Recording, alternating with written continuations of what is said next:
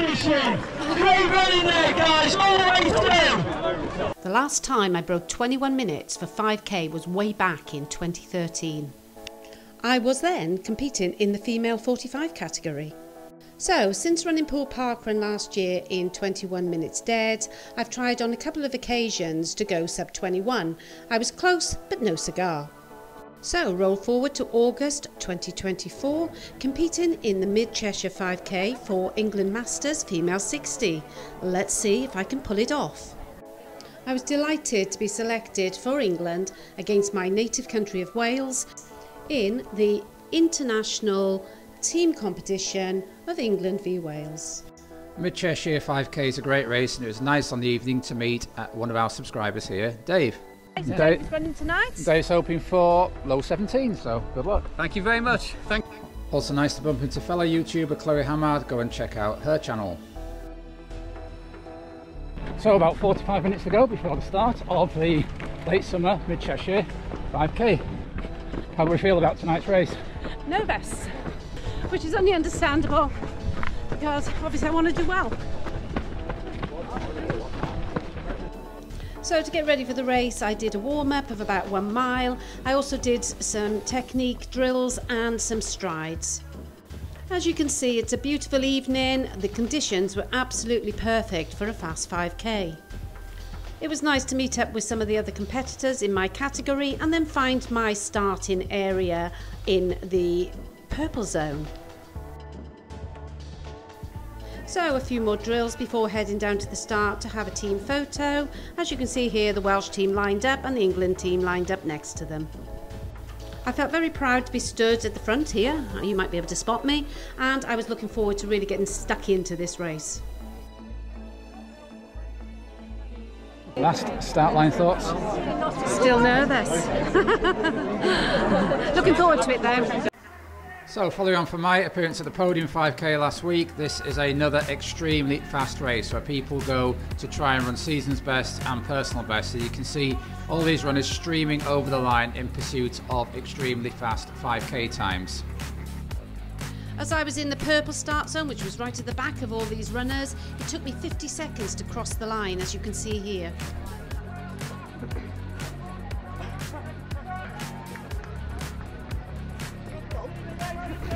And we're off on the Mid Cheshire 5k. So the first kilometre has a gentle down, and people do tend to go off quite quick here. I was aware of this and I was trying to hold myself back because it did feel very easy at this point. However, it's very, very important to keep your head at this point. I've done loads and loads of 5Ks in the past and I know what my pace feels like. So although people were going past me, I knew I had to just let them go, and hopefully I might catch a few of them in the latter stages. Due to the seeding pens, you can see that the race actually spreads out quite nicely, so I was able to get myself a nice racing line close to the hedge, and I kept that for the whole way down this kilometre. It's really difficult sometimes to get the exact pace when you're going on a slight down at the start of a 5k. Now I was aware that I might be a little bit quicker than I would normally set off, and that was going to be okay, but I didn't want to set off so quick that I was going to suffer in that final 1 kilometre, which also goes down this same piece of road. So I was watching the runners in front of me at this point as well, and I could see a few V60s that had gone past me in those early stages. I was closing in on a couple of them though.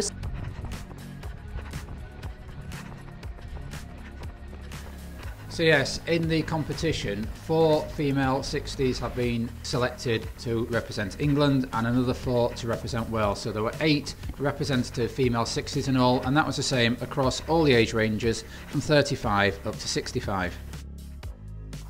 It's strange looking back at the race because the road is actually much clearer than I thought it was, because when I was running it I was thinking it was very, very busy. I mean, it is busy, but there's plenty of space for everybody to get their own pace.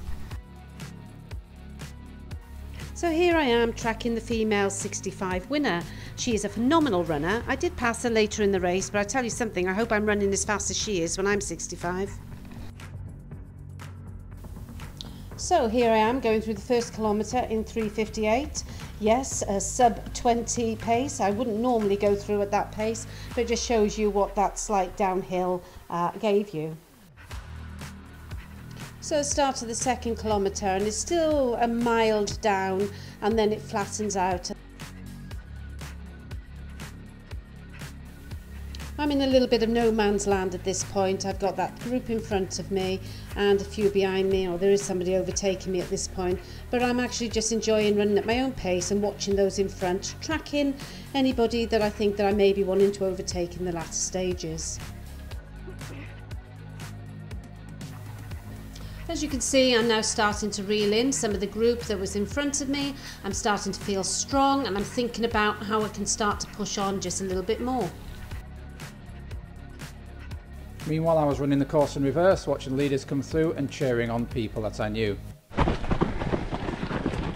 Alan Connor. A couple of friends from local running scene here, Josh and Gary, in a train with Samantha Harrison, First Lady there, just going past.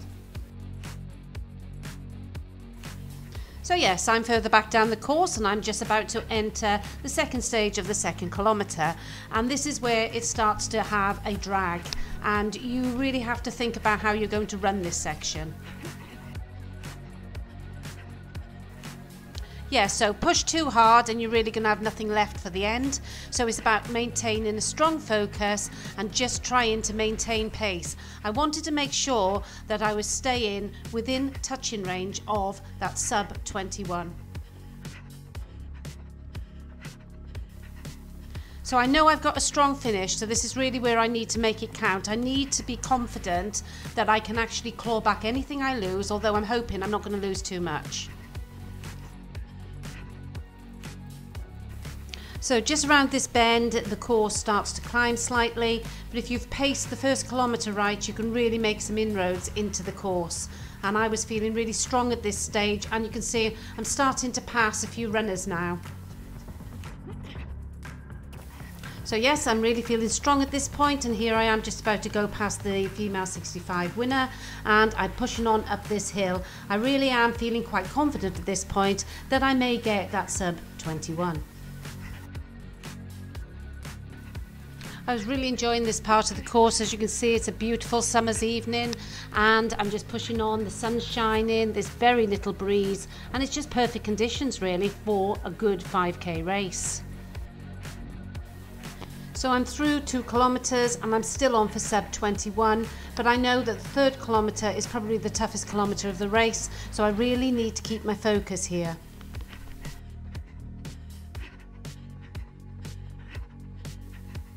However, the Insta360, which I had on my head for a point of view for the race, was starting to slip down and it was irritating me.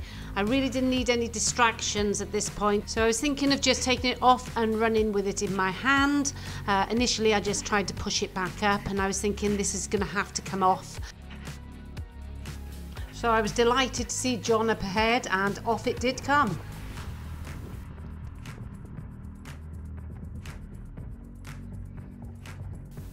So I haven't practiced this in training, but what a beautiful handover. So I went through 3 kilometres and I was just inside 21-minute pace. I knew I couldn't afford to lose much at this point, or I was going to miss out again on that sub 21 5k.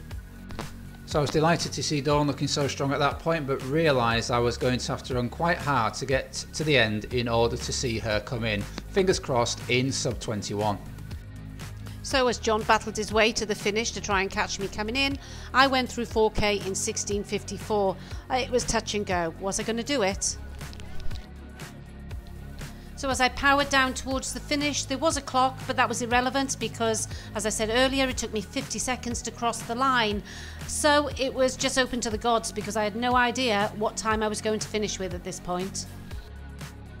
Great running there, guys, all the way through. Sub 21. Oh, yes. I think. Although I was very excited when I crossed the line and I saw that my watch had 20:58 on it, and I had started it just before we went over the timing mat. I was still very nervous because in the past my watch, not this one but an old watch, used to have a lag on it, so I was waiting for the official results. was nice to bump into Chloe and her partner Ben at the end, who both had fantastic times, but you'll have to go and watch her video to find out exactly what they were. So a kilometre walk back to the car to get our phones and find out what the official results were. Flying. Not the only thing flying tonight, was it? See what I did there? I flew on the last 50 metres, I think, yeah. Actually, I've got your result on a text. What is it? 20:56. Oh my God, get in! And third female 60. Oh my goodness. So let's go and dive into those prizes. Sandbagger here. Oh, I want to go 17:20, and you went 16:39. Yeah. Amazing. It was a fast night. So after prizes for the first female and first male, it was on to... And in third place, Dawn Broom from England.